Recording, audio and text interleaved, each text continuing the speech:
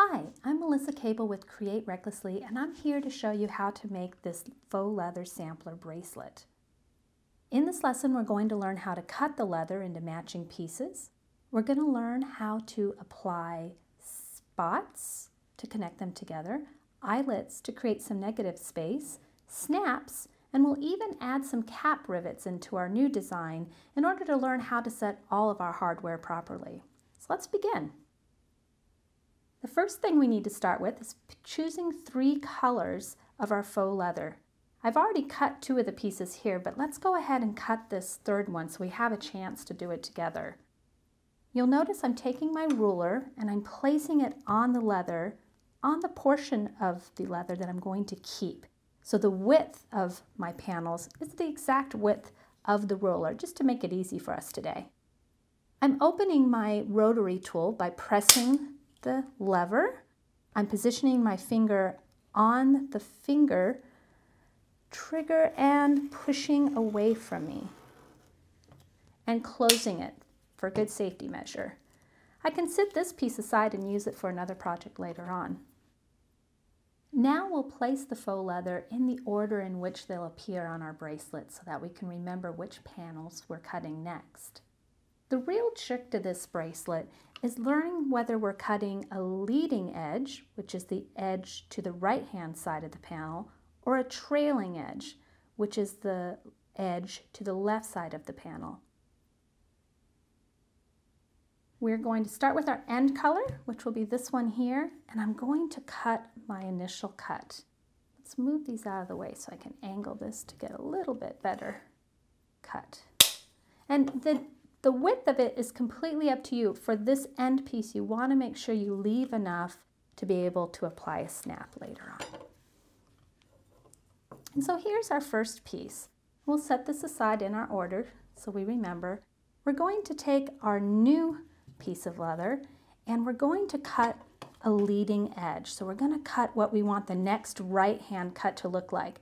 Now you'll notice this cut is angled this way. So just to get some variation, I'm going to angle this a little differently and go this way.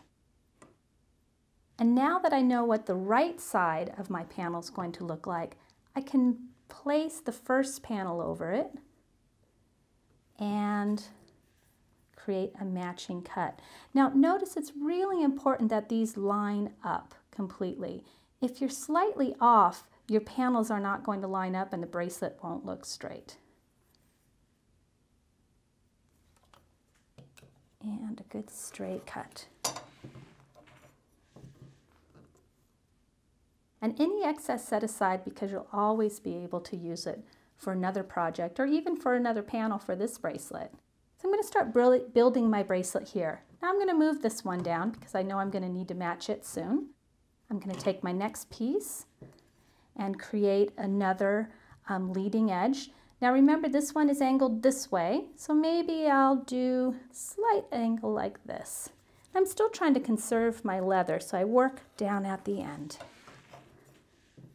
Put my leather back and create a matching edge here. I want to try to vary the size of the panels so they're not all the same size or the same angles. And if you don't like a panel, just cut a new one. So now I can slide this one down and start building my bracelet here. And I'm going to continue this till I have about 7 to 8 inches, depending on the length of bracelet that you need. I'm going to pick this up.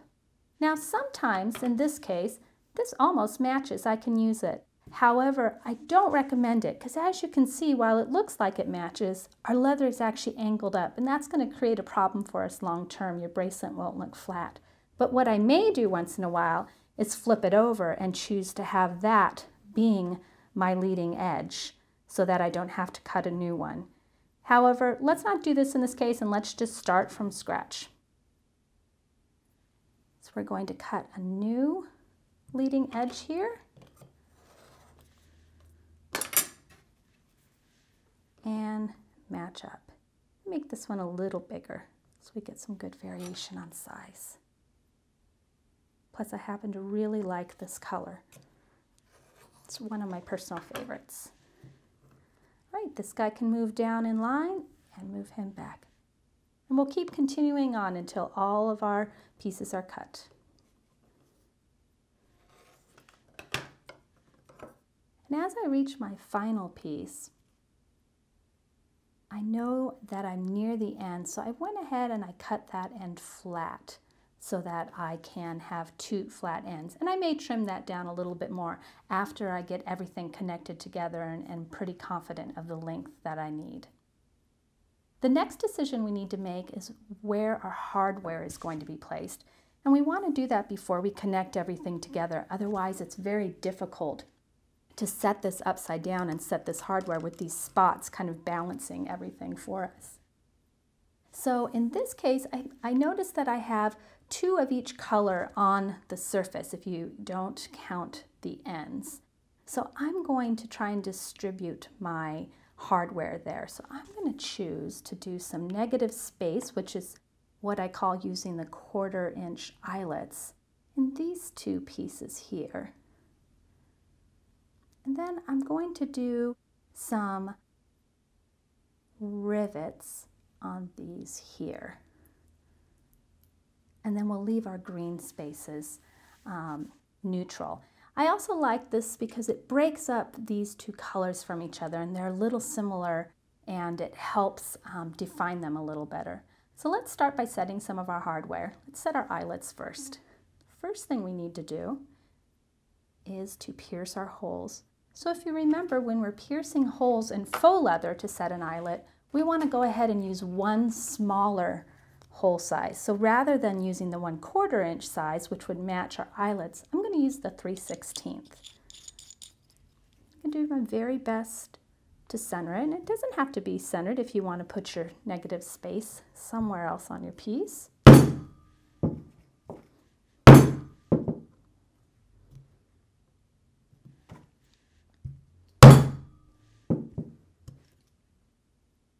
Now that our holes are pierced, we can go ahead and switch the head of our tool to the large eyelet setter.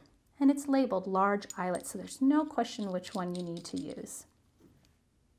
I'm going to place my eyelets in the hole, and again, I'll just slightly stretch it around there so it's a good, nice, tight fit. You can see how nice the copper pops off of this blue. And then I'm going to turn it over and place a washer on each one. The washer comes with the eyelets, which technically makes it a grommet when you use it, and allows it to be really a strong fit and no chance of stretching the piece to have it come out. On this one, I actually did it without the grommet, so you could see that you risk the danger of stretching those out of the piece if you don't use the grommet or the other ways that we discussed in the setting eyelets video. Be sure to take a look at that and learn some different ways to set your eyelets securely in stretchy materials. Now we're going to set these. We need to use the flat side of our anvil. We're going to place the surface face of that eyelet and give it a couple good strikes. And now our eyelets are set and we know that they're secure. So let's turn these over and put them back in our design so we don't get any mix-up on where everything goes when we go to assemble it. Now we need to go ahead and pierce the holes for our cap rivets. We're going to use the 1/8 inch hole punch for that. I'm going to exchange out our large eyelet setter with the 1/8 inch hole punch and do our best to place those in the center. But of course they could go anywhere, or you could put multiple cap rivets on one piece if you'd like to.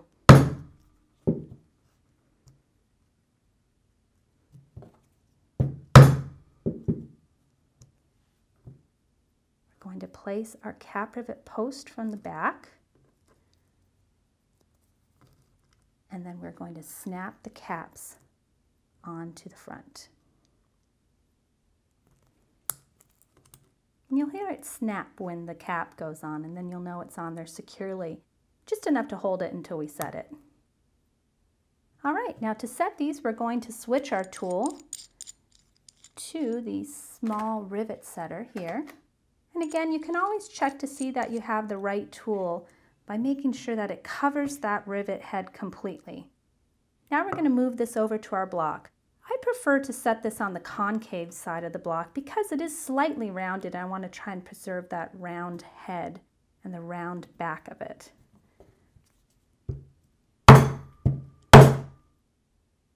And now our cap rivets are set and secure, and we'll put them back in line as well. And then the final hardware we need to set before we set the spots will be the snap. And what I'll do on this piece is only set one side of the snap so I can actually decide when I'm all done how long I want the bracelet to be, and I can set the second side at that point. So let's set the cap on this side. We're going to go ahead and take our 1/8 inch hole, place a hole in the center. Now you want to make sure you leave enough room for that cap to come into the edge of the leather. You don't want it to be out here. You don't really have anything grabbing to take it off, but you also don't want it to be over here where it's going to interfere with some of our spots. So try and leave just about 1/8 of an inch at the end or more. Once my hole is placed, I can place the cap on the front, and then I'm going to do the receiver on the back. Now if you want a good trick for remembering which pieces of a snap go together, be sure to watch our videos on snaps, and we'll talk a lot about how the cap and the receiver go together. We're going to take our snap over to our setting anvil, and now we're going to change our tool out to our line 20 snap. And it's labeled very clearly so you'll have no question whether you have the right setter, and give it a few strikes. Now here comes the fun part. We get to start assembling the piece. So let's move some of our excess material out of the way and start bringing them up 2 by 2. The first thing we need to do is load our 8mm spot piercer onto our tool handle. This is going to allow us to create perfectly spaced slots to put the spots into. And so you're going to line these up so that it's about 1/16 of an inch in. And decide where you want it on the piece, how far at the top or how far at the bottom. So I'm actually going to move mine down just a little bit because I want to use round spots this time. And so I need a little bit more room.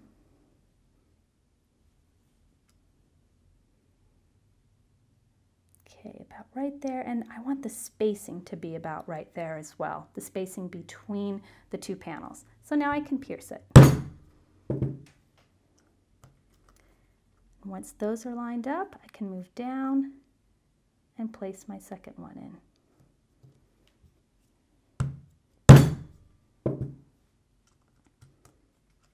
And let's go ahead and place a spot in so we can see how our design is looking.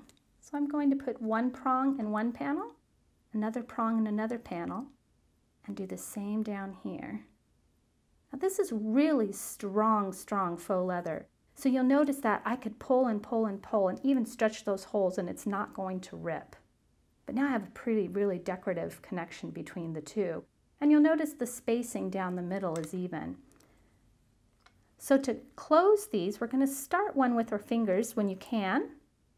Some people have a little more hand strength than others, and that's okay, because we'll always come in afterwards with a light hammer.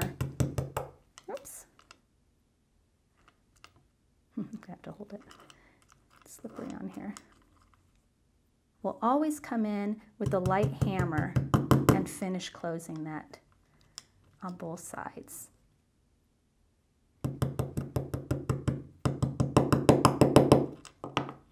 Again, if you can, start one side.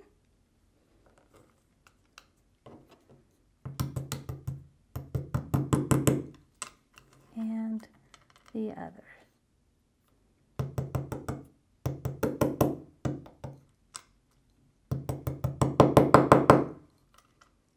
And now we have our first two panels connected. And we're going to repeat this all the way down. So we're going to move up our next panel. Mimic the spacing between the first two the best you can. Place the tool, making sure you keep your space and the location of your panel in the proper place.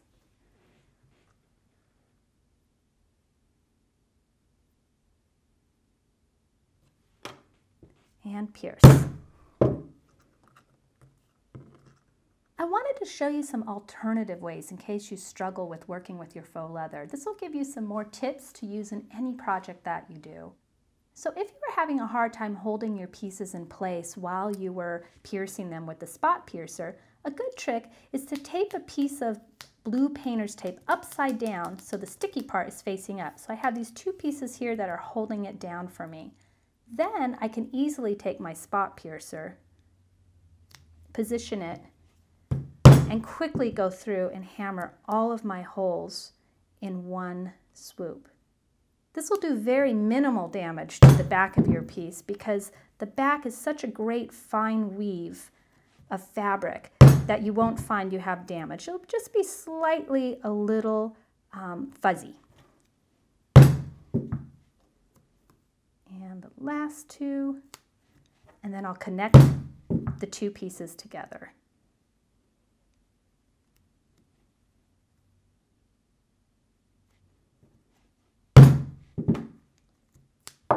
Now that I have my pieces pierced, I'm going to pull them off 2 by 2. And you can see again, the back still looks great. It's just slightly a little bit fuzzier, which doesn't hurt a thing. It's still very comfortable against the skin. But I want to also show you an alternative way to close your spots in case you're struggling with that as well. Just going to lift that, attach these two here. Now you can use a pair of flat nose or chain nose pliers to close these spots. The thing to keep in mind that oftentimes people will end up closing them with a gap between the spot and the tip because the pliers are holding that space. So be sure to bend that entire prong as you bend it. So I'm going to push that one down. Now he's almost down, and use this plier and push him down. And then you can kind of use the pliers to close them. So that's an alternative way. When I do that, I really do still like to try and go there with the hammer just to make sure that this tip is completely down so it doesn't snag on anything. So let's go ahead and attach all of these pieces together now. So now we have our two sides together, the side that we connected traditionally and the side that we used the tape as a little trick to help hold everything down while you pierced it. Now we're ready to put on the final side of the snap. What I like to do now is try it on and see about the size that I want it. And so I really want it at about the end here. So I know my snap is going to be about right here. So I'm going to mark that with my finger as I go. And then take just a little pen to remind yourself where it's going to be. Now we're going to trade out again to our 1/8 inch hole punch and punch a hole for that second side of the snap. And let's go ahead and before we set that snap, trim the end of our piece. Now we know our snap is going to go right here. So when we trim, we want about, again, 1/8 of an inch at the end. So I'm going to trim it about right there.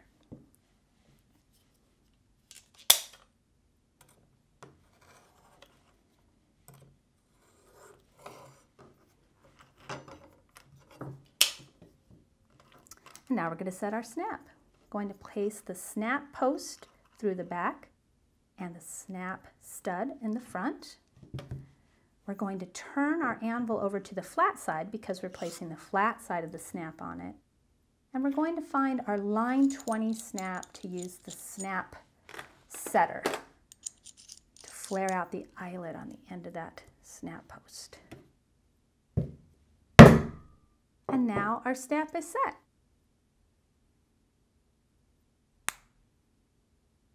Thanks for joining us in creating a faux leather sampler bracelet.